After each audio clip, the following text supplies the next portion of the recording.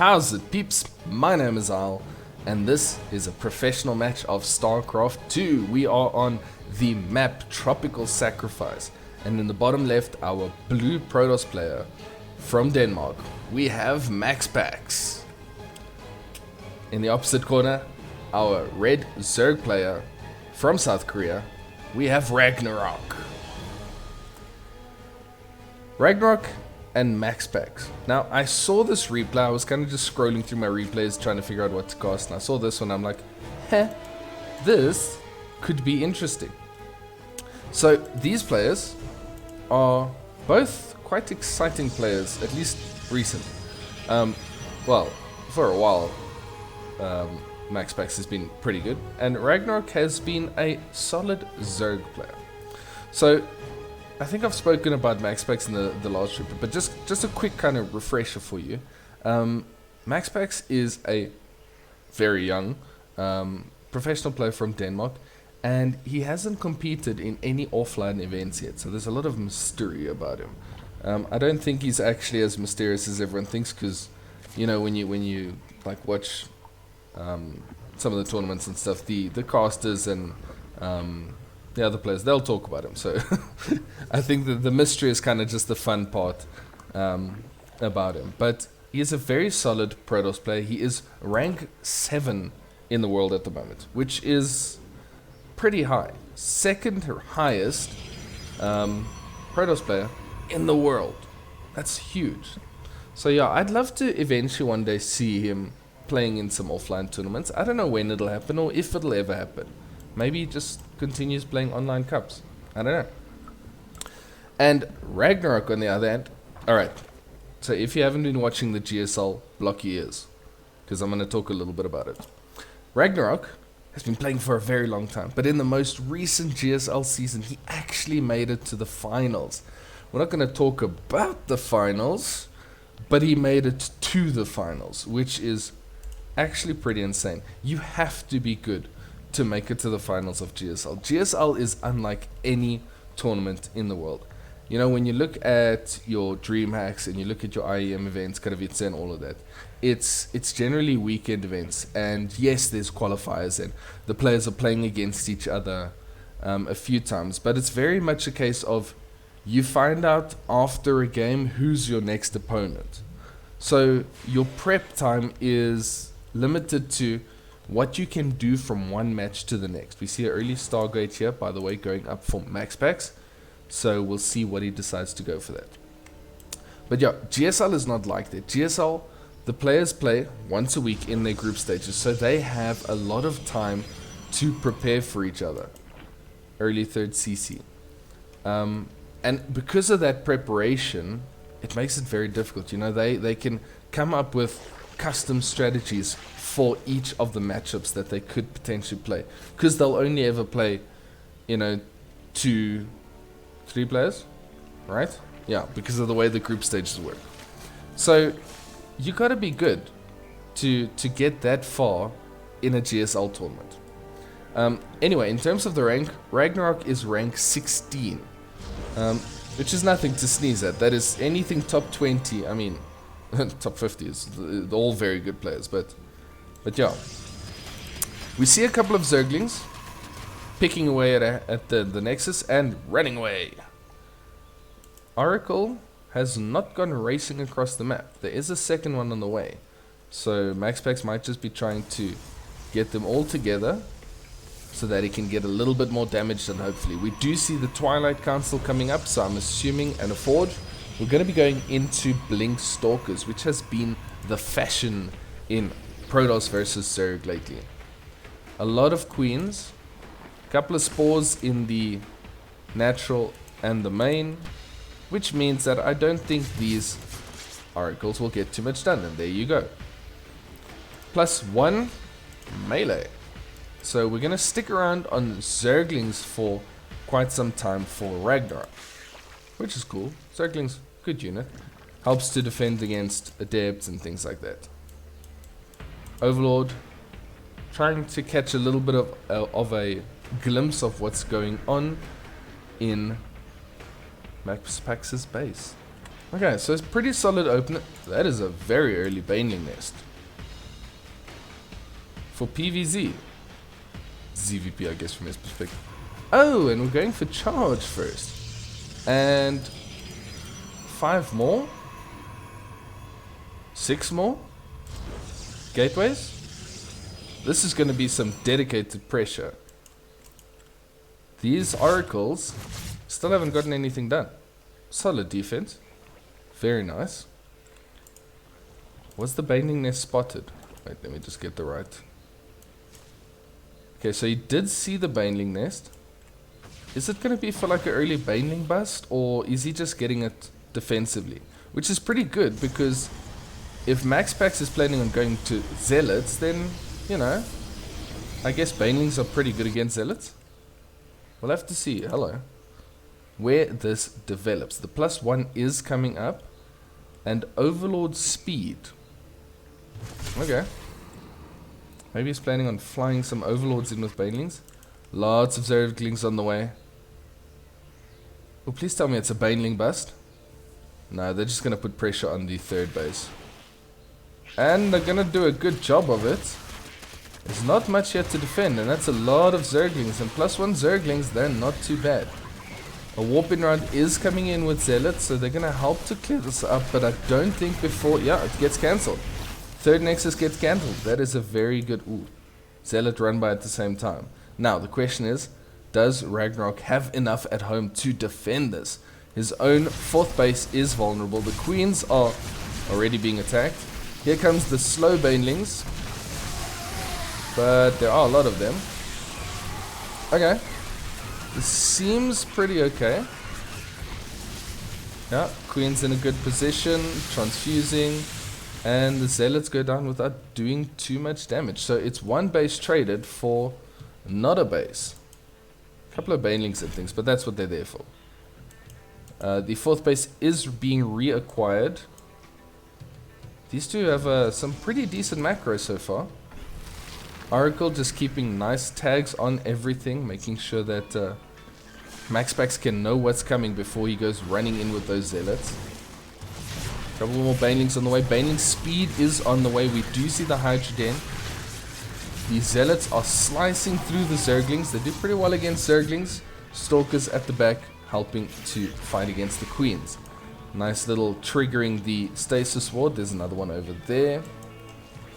Yeah, so far this seems pretty solid. The worker counts, I mean, they're on 70 and 80 respectively, which is pretty good. And they're very aggressive. I love this. The aggression. +1 ranged upgrades on the way for... Oh, nice. I like that. Probes hold positioning around the shield battery to make sure that the Zerglings can't get us around. Very good. And that drone is going to go down on the way. These Zealots are going to be found by the Zerglings and they will be taken care of. Yeah. Hopefully. Just waiting for all of them. At the same time, a huge ball of Stalkers is moving up. +2 weapons on the way for MaxPax and +1 armor. The Hydras are out. I don't know how I feel about this. Hydras are... They've got a pretty bad reputation lately. I've always liked them. But then again, I don't know what I'm talking about, so... But they seem to be holding their own. +2 melee is on the way. Yeah, they seem to be doing just fine. Generally, Hydras are seen as the stepping stone to Lurkers. But in this case, I think he's going to keep making them along with the Zerglings. So it's going to be a Ling Bane Hydra composition for RagnaroK. Which I quite like. I think it's a good composition to play. Templar Archives on the way. Could be for a little bit of Storm. Could also just be for some Archons. Both are pretty strong. Zerglings running away from Zealots. I like how fast the Zealots are with the with their charge upgrade. That was done in the most recent balance patch, which when I say recent, take that with don't take it too seriously. I think recent is, what is it, the past 6 months or something. Yeah, StarCraft needs a little bit of a balance update at some stage. Hopefully, maybe. Are we gonna get it? Yeah. What's this? The 5th base? 1, 2, 3, 4, 5. Yep. Zealots are moving around again. Overlord does spot them, so that'll be all good. Oh, Hydralisks are so slow off of creep. And yeah, I think run back to the creep. Try to avoid the stalkers. Overlord pooping here. Banelings going through. They are found by the zealots. They're still just going to carry on rolling through. Nice little sim city here to stop them from just rolling into the mineral line. Oh, good warp ins there. Good defense by MaxPax. So those banelings don't get much done. A couple of zerglings caught in a stasis here.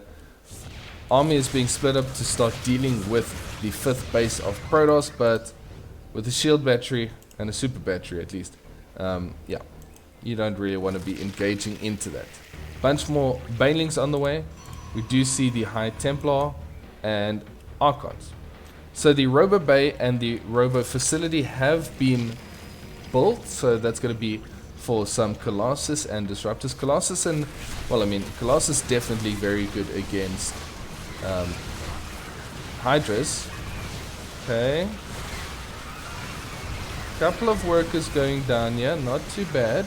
There is an engagement in the bottom left, or at least it's done now, but some decent damage. 16 workers on this side. And this army of Hydras is being chased away by these stalkers. Ooh, picking up an Archon, that's nice. RagnaroK, you might be overextending a little bit on this side. Yeah, I think it is time to run away. Yeah, losing a lot of Hydras. Hydras are actually quite an expensive unit. You know, you think of them as a tier 2 unit, but they're pricey. And, yeah, you need them in big numbers.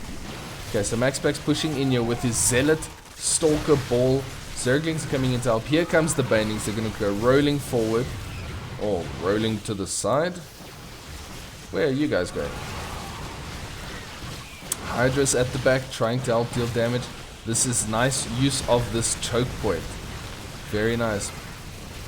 Okay, good Baneling hit goes off there. Does a lot of damage. The Hydras are still here helping out. There's a Disruptor. Okay, good splits. Good splits. Ooh, these Banelings got caught by the stasis. Oh no. That's unfortunate. I don't think they're going to get any damage done. Yeah, more stalkers being walked in, yeah. That's a shame. Good idea, trying to run them around and get a little bit of damage done, but yeah. And the stalkers are going to clear them all out. Zergling run by. This defense from MaxPax has been very solid. His SimCity is good. He's been warping in at just the right time to avoid a lot of damage happening in his mineral lines. Yeah, I like what I'm seeing. Okay, this base is found by RagnaroK. He's going to try and deal with it. There are zealots warping in, but they're... Oh, that wasn't even a cancel. At the same time, there is a big engagement here on this choke again. MaxPax abusing this choke. Okay, good avoidance there. Oh, that was a big hit. Banelings coming in, doing some damage. Ooh, Disruptors. Disruptors have so much damage. They are so scary. Yeah, and RagnaroK pushes them away. At this stage, I think there was Banelings going into this base. Okay, now we see the Lurker Den coming up. So after using Hydras for quite some time, RagnaroK is now going to move into the Lurkers. He's been very aggressive with his run-bys. It's just constantly been Zerglings and Banelings running across the map, engaging while the Hydras and a couple more Zerglings and Banelings stay at home to defend.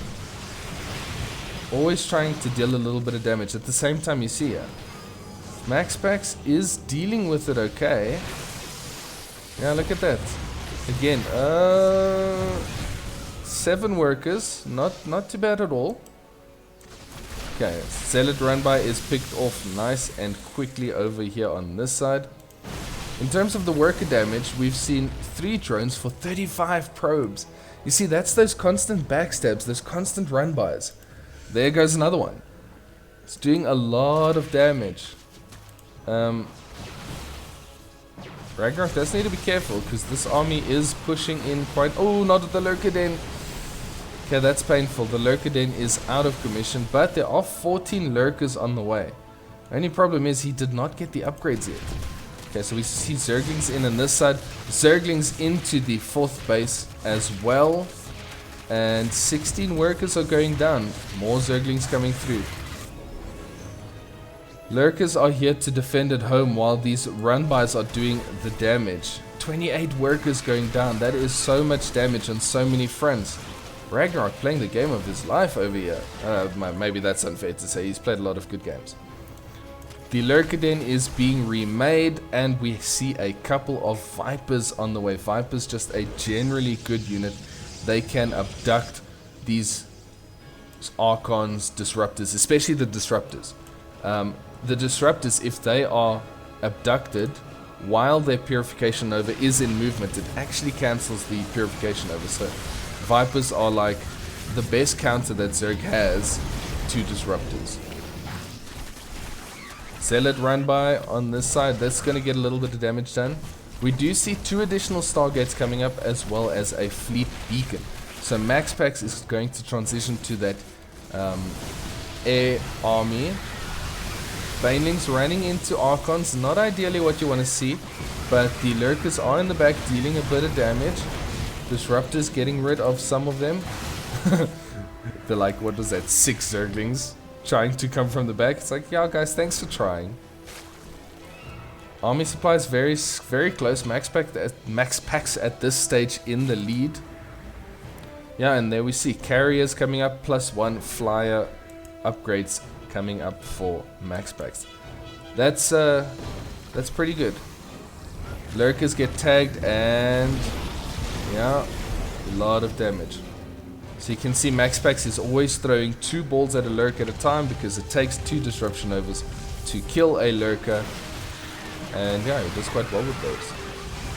Zerglings making a run for the 4th base. They get out again.